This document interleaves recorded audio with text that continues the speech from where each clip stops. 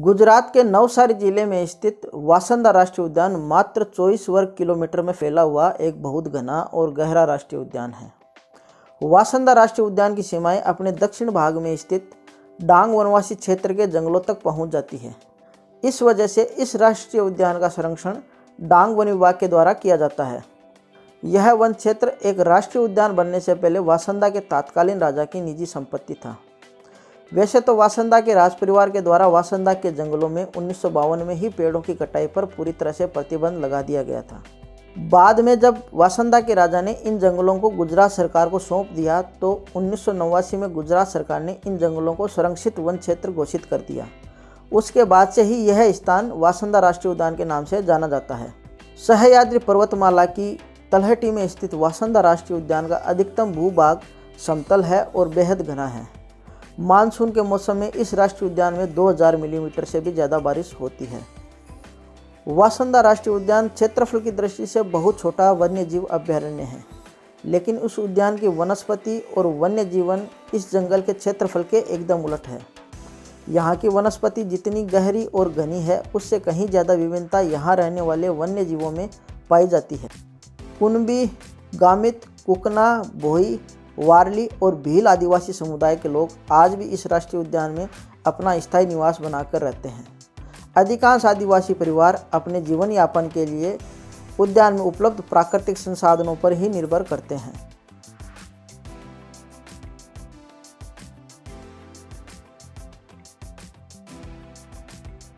नमस्कार दोस्तों, मेरा नाम है योगेश और आप देख रहे हैं मेरा YouTube चैनल राइडिंग हिस्ट्री। दोस्तों, मैं अपने इस YouTube चैनल पर भारत के प्रसिद्ध पर्यटक स्थलों की जानकारी ऐतिहासिक तथ्यों के साथ देता रहता हूं। अगर आप मेरे इस चैनल पर पहली बार आए हैं तो मेरे इस चैनल को सब्सक्राइब करना ना भूलें और इस वीडियो से जुड़े हुए अपने विचार मुझे कमेंट बॉक्स में लिखकर ज़रूर बताएं। अगर आपको मेरा यह वीडियो पसंद आ रहा है तो लाइक का बटन ज़रूर दबाएँ और साथ में ही मेरे इस वीडियो को शेयर करना ना भूलें।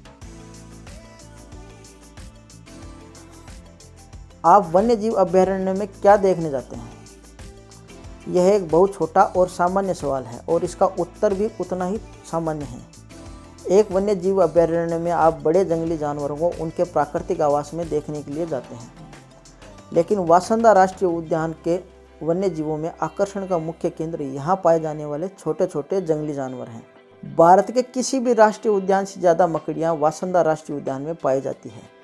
यहाँ पर लगभग 121 से ज़्यादा प्रकार की मकड़ियों की प्रजातियाँ पाई जाती हैं।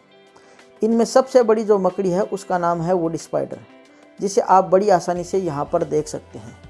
यहाँ पर अभी कुछ समय पहले 8 नई प्रकार की मकड़ियों की प्रजातियाँ और ढूंढी गई है। कोबरा, रसेल क्रेट वाइपर और क्रिट्स जैसे जहरीले सांप और अजगर को मिलाकर इस राष्ट्रीय उद्यान में 30 से ज़्यादा सांपों की प्रजातियाँ पाई जाती हैं। सांपों के सबसे प्रिय भोजन मेंढक की भी 11 से ज़्यादा प्रजातियां इस राष्ट्रीय उद्यान में देखी जाती हैं। इसके अलावा यहाँ पर अलग अलग किस्म के कीड़े और घोंघों के अलावा तितलियों की 60 से ज़्यादा प्रजातियां देखी जा सकती है। इस जंगल में कुछ बड़े जंगली जानवर भी देखे जाते हैं। यहाँ का मुख्य शिकारी जानवर तेंदुआ है और इसके अलावा यहाँ पर जंगली बिल्ली, धारीदार लकड़बग्गा, जंगली सुअर, कॉमन पॉम स्वेट और इंडियन स्मॉल स्वेट जैसे जंगली जानवर शामिल है। चीतल, रिसस मकोक, शाही, लंगूर, गिलहरी, पेंगोलिन और लोमड़ी जैसे जंगली जानवर इस वन्यजीव अभयारण्य में बड़ी संख्या में देखे जा सकते हैं। इस राष्ट्रीय उद्यान में सांपों, मकड़ियों और अन्य वन्य जीवों के अलावा स्थानीय और प्रवासी पक्षियों की 155 से ज़्यादा प्रजातियां पाई जाती हैं। इस वजह से पक्षी प्रेमियों के लिए यह वन्यजीव अभयारण्य सबसे उपयुक्त स्थानों में से एक माना जाता है। वासंदा राष्ट्रीय उद्यान के पश्चिमी घाट पक्षी विहार के लिए सबसे उपयुक्त स्थान माने जाते हैं। वासंदा राष्ट्रीय उद्यान में पाए जाने वाले पक्षियों की प्रजाति में मुख्य रूप से यहाँ पर पाए जाने वाले पक्षी हैं leaf birds, grey hornbill, racket tailed drongo, pompadour pigeon, बेक सनबर्ड, कटफोड़वा, मालाबार तून, पैराडाइज फ्लाई कैचर, मोर, थ्रश, जंगल बबलर, क्षमा, पन्ना कबूतर और पीला जैसे पक्षी यहाँ पर मुख्य रूप से देखे जा सकते हैं। इसके अलावा इस राष्ट्रीय उद्यान में लुप्त प्राय स्पॉटेड उल्लू भी बड़ी आसानी से देखा जा सकता है।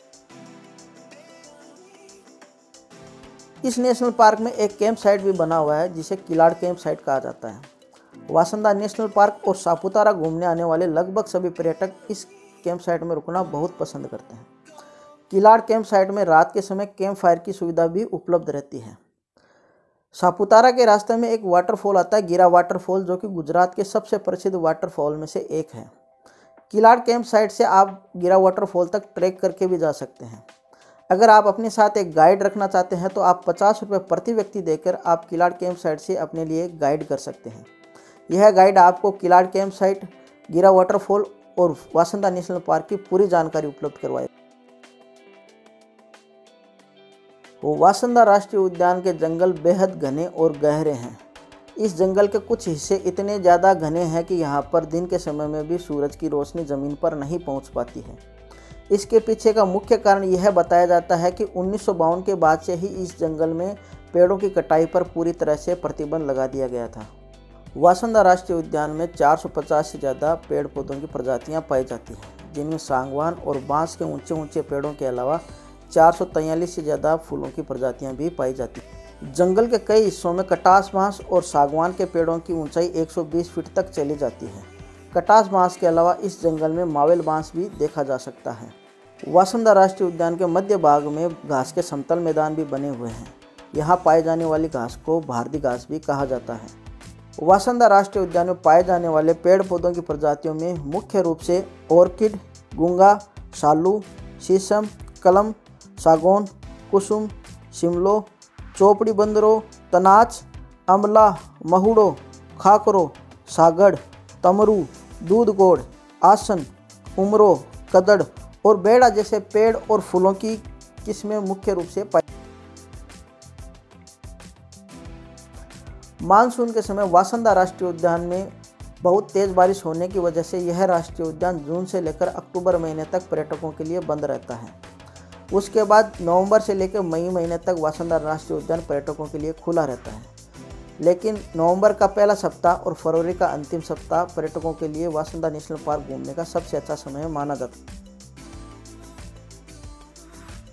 वासंदा राष्ट्रीय उद्यान में पर्यटकों के लिए 20 रुपये प्रवेश शुल्क निर्धारित किया गया है।